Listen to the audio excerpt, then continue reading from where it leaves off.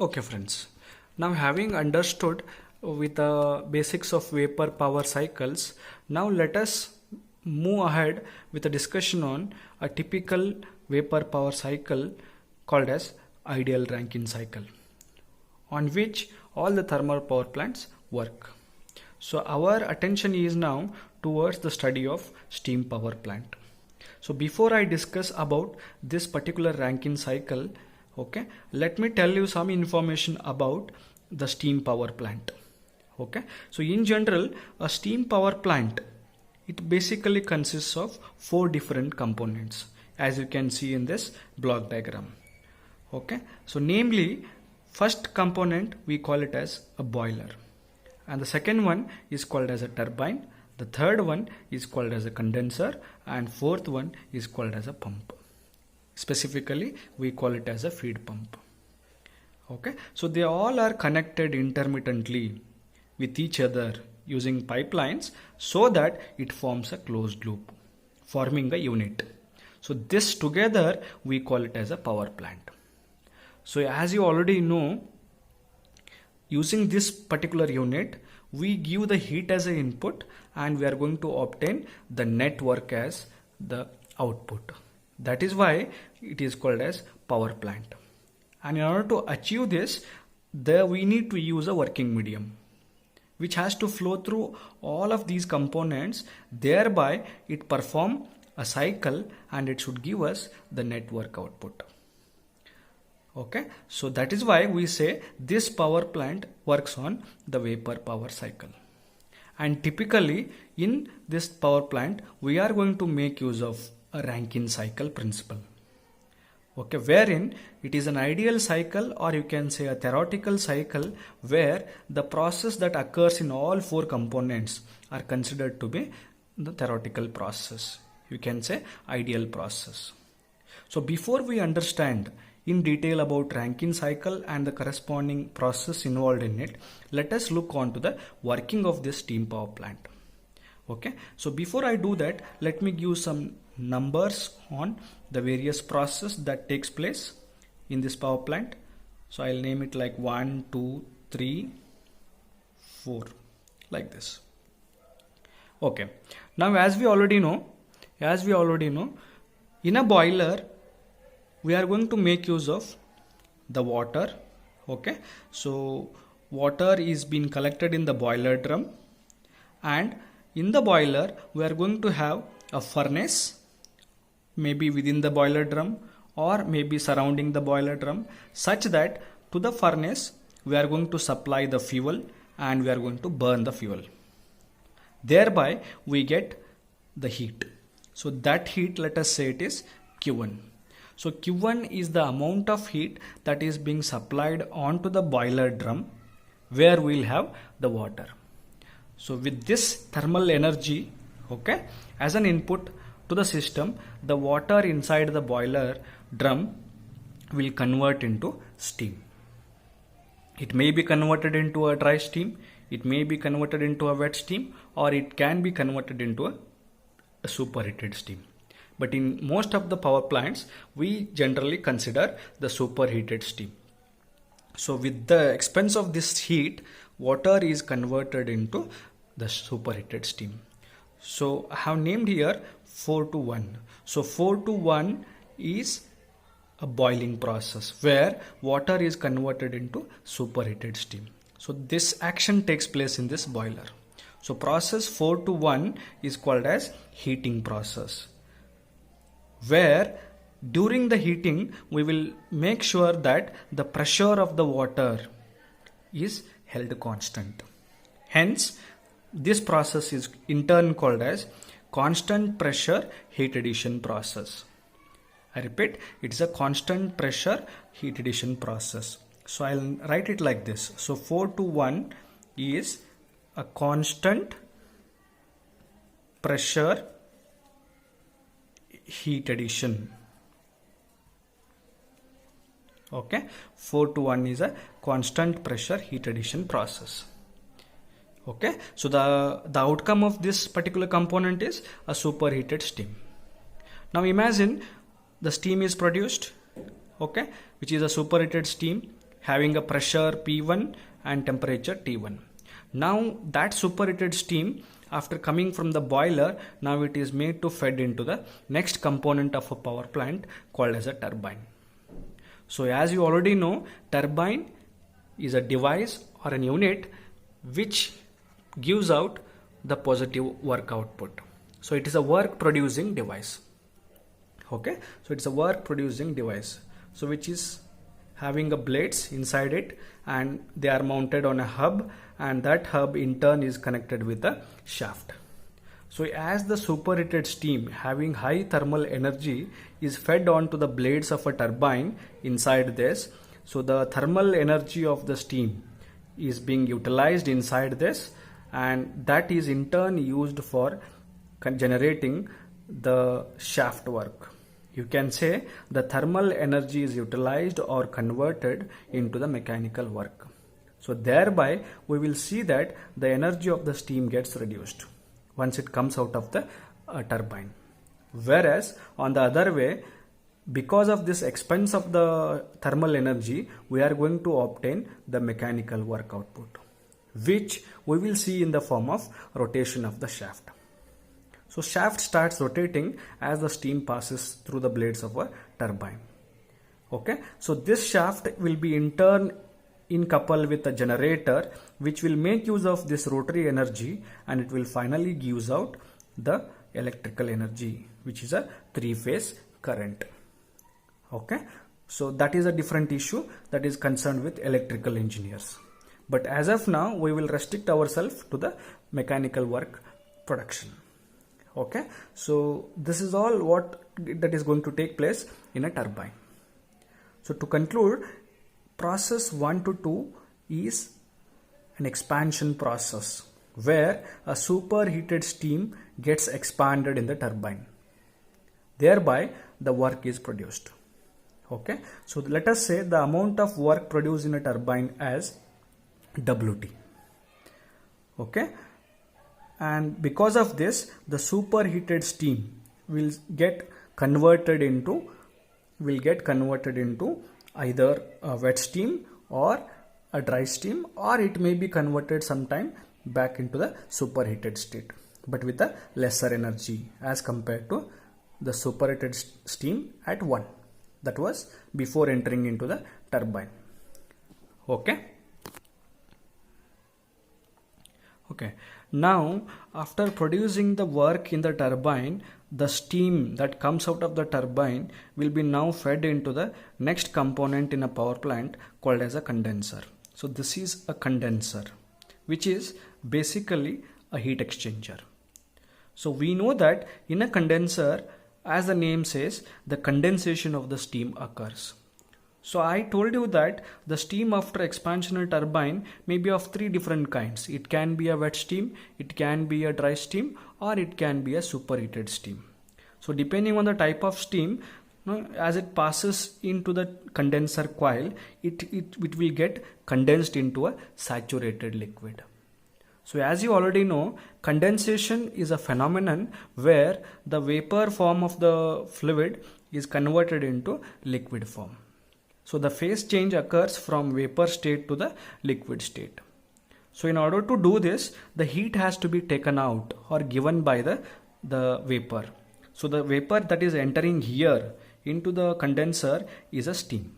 So steam is made to flow into the condenser coil, and on the other way we will be having a coil inside this, where through this coil we will make the cold water. Okay, so please note I am using one more fluid here.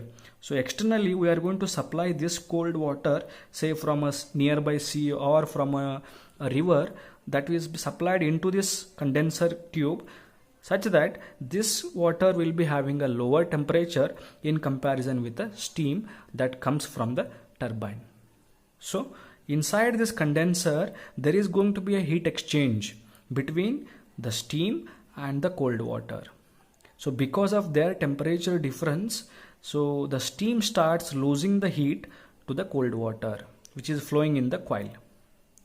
such that the steam, after losing the heat, it converts into saturated liquid. On the other way, the water, after gaining that much of heat, it becomes warm and it will finally go back to the device called as a cooling tower, which is externally located in nearby the plant, okay, like this, where it will further gets cooled in a cooling tower, then it can be circulated back. If there is a, this is being basically seen in a situation where the availability of cold water is less. If the availability of water is more in the power plant, say if you have a river, sea or something like that, then the warm water can be directly fed into the river itself. Okay, in most of the cases we come across these cooling towers because we use a limited water which can be continuously circulated onto the condenser, thereby the condensation of the steam inside the power plant can be achieved. Okay, so from this discussion it is very clear. So the steam which is entering at 2 into the condenser will be condensed into the state point 3. That is, the steam gets condensed to the saturated liquid. So 2 to 3 is a condensation process. Note that this process occurs at constant pressure. So during this process, pressure is held constant, then temperature also remains constant, but only the change that occurs is the phase change. That is from vapor state to the saturated liquid state. Now we know that at state point 3, after condenser, we have a saturated liquid, but it is at very low pressure. Okay. Now in order to have water at the comparatively higher pressure, that is at a boiler pressure, okay, we need to increase the pressure of this water, saturated water, which is at state point 3. So in order to increase the pressure, we now make use of the last component called as the pump. So pump is a device or a unit which is a power consuming unit which makes use of some powers, let us say WP. So WP is the amount of work that is required to operate this pump such that it will compress the saturated water at 3 into the saturated water at 4. So only the pressure gets increased for the water, say from 0.3 to 0.4. This phenomenon is a compression phenomenon where pressure gets increased. Okay, so that the boiler pressure is obtained after the pump and that water can be fed back to the boiler. And again, as usual, in the boiler, the conversion of this water into steam occurs, and steam that again finally goes back to the turbine. In the turbine, it gets expanded and it will produce WT amount of work, and the steam will come back to the condenser. This steam, you can see here, I missed out. The steam will lose, say, some amount of heat called as Q2 is the amount of heat being lost by the steam in the condenser. Thereby it converts into saturated water. So this water comes to the pump where with an expense of WP amount of work, the pump is going to compress this saturated water into the boiler with a pressure P4, which is required in the boiler. So like this, continuously the working medium, so called as water, is circulated in various components of a power plant, during which it will undergo various phase conversions. Take for example, in boiler, liquid to vapor; in turbine, vapor to vapor or a mixture; then in condenser, vapor to liquid; and in pump it is single phase, that is liquid.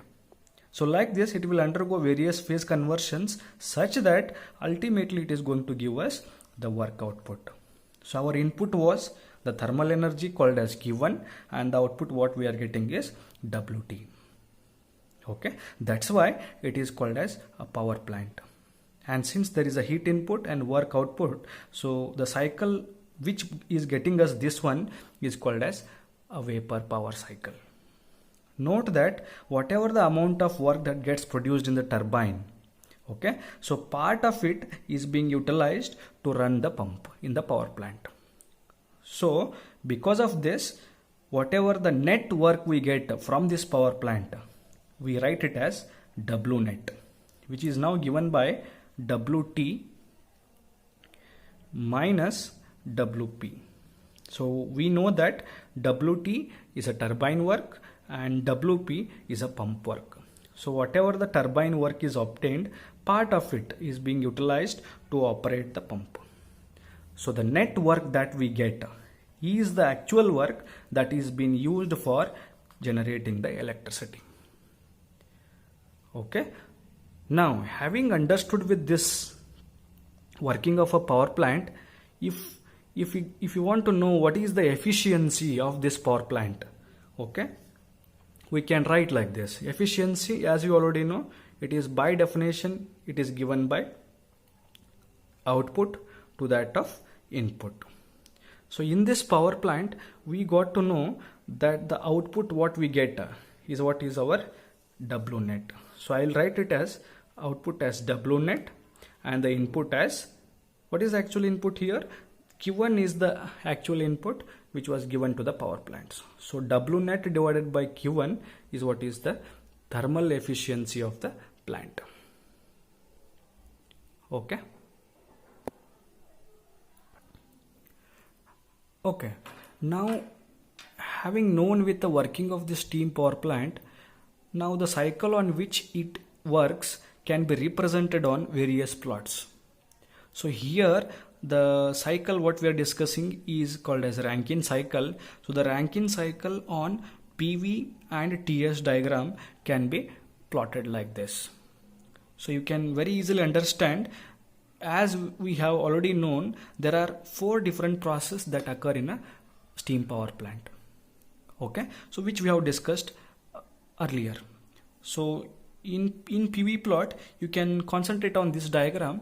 So in PV plot, so 4 to 1, I was telling you during explanation that 4 to 1 is a constant pressure heat addition process. So this process occurs in a boiler, which I had explained earlier, during which Q1 amount of heat is being added at constant pressure in the boiler, such that the water converts into steam. In general, it is going to be a superheated steam. So 4 to 1 is a constant pressure heat addition process. Now 1 to 2, you can see that this is an expansion process. So at 1, let us say the pressure is P1 and the steam condition is superheated and its temperature is T1.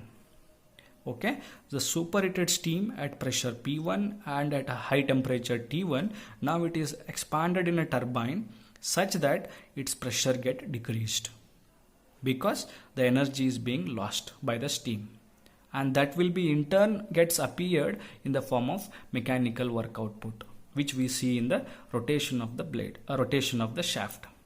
Okay, so as the steam passes through the turbine, the pressure of the steam decreases from P1 to P2. So the line 1 to 2 in this diagram represents an expansion process. Note that since it is an ideal cycle, the expansion process is an adiabatic reversible expansion process. Okay, which is an isentropic process, during which entropy is held to be constant. Fine. Now 2 to 3, again, as you know, okay, before that, after the expansion, you will see WT is the amount of work that is obtained during 1 to 2 process. Now once that is done, the next process is that is taking place in a condenser is called as condensation. So 2 to 3 is a condensation process, during which the condensation of the steam occurs. Say if the steam is wet steam, so wet steam gets converted into a saturated liquid by rejecting some amount of heat. Say it as Q2. So Q2 is the amount of heat being lost during condensation, and that is taken by a cooling water that is entering into the condenser. It becomes warm and it will go to the cooling tower. That is a different part. Now 3 to 4 is finally is a compression process, you can see in this diagram. So 3 to 4 is a compression where the pressure of the water now again increases from P2 to P1 such that it will reach the boiler pressure again, which was P1. Correct? So 3 to 4 is a compression process that occurs in a feed pump, what we have seen earlier. So feed pump requires WP amount of work. So with an expense of this much of work, pump will increase the pressure from P2 to P1. Thereby, water will come back to the boiler and it will repeat or continue with the cycle. So this is how we can plot and understand the cycle in PV diagram. And the same thing we can also draw it. The same process we can also draw under TS plot. So to quickly know about it again, I was telling you that 4 to 1 is a heat addition process. You can see. So 4 to 1 process, it's a constant pressure process. You can see here. So 4 to 1 was a constant pressure process which was taking place at P1. So at P1 pressure, heat addition occurs. So 4 to 1 is a heat addition process. During this, Q1 is added. So now 1 to 2, I was telling you, it's an isentropic process. It's an expansion process. Okay. So during expansion process, the entropy of the steam remains same. So here in TS plot, you can see a vertical line. That's why I can write it as S1 is equal to S2. So entropy of the superheated steam before expansion is equal to entropy of the steam after expansion, because it is an ideal process. Okay. Then comes the third process, 2 to 3. It's a condensation process which obviously occurs at again constant pressure P2, okay, which is lesser than P1. So we call this P2 as condenser pressure and P1 as boiler pressure. Okay. So 2 to 3 is a constant pressure heat rejection process. So Q2 amount of heat is rejected during this process by the steam such that steam converts into saturated liquid. You can see here 0.3 is on the saturated line, liquid line. So that represents saturated liquid state of the water. Okay, so 2 to 3 is a condensation process occurring at constant pressure P2. Now 3 to 4 again. As I already mentioned, 3 to 4 is a compression process, but during this the entropy remains constant. So that's why one more vertical line you are going to get. So 3 to 4 is a isentropic compression process such that the pressure increases for the water from 3 to 4. That is boiler pressure. Thereby it completes one cycle. Thereby it completes a cycle.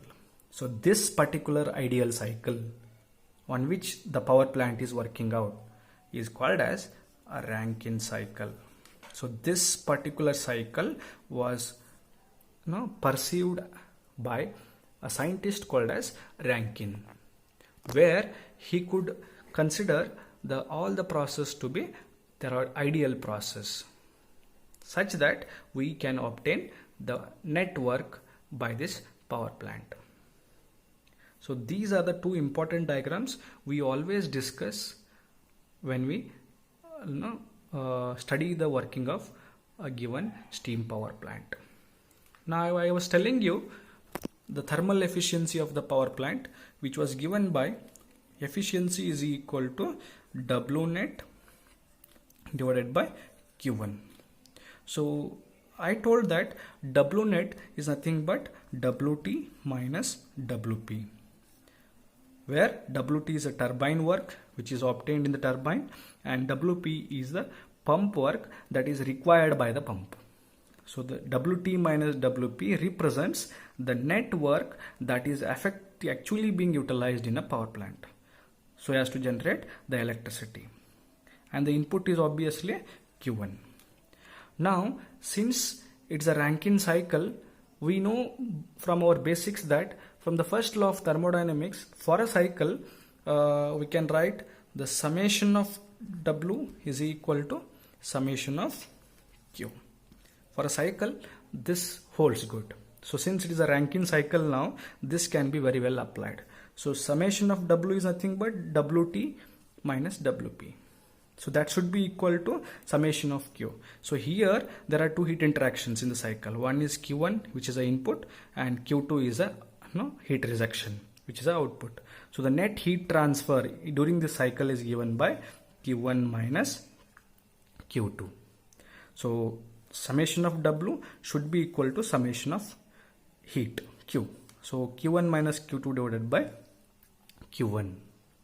So if you simplify this, the efficiency is given by 1 minus Q2 divided by Q1.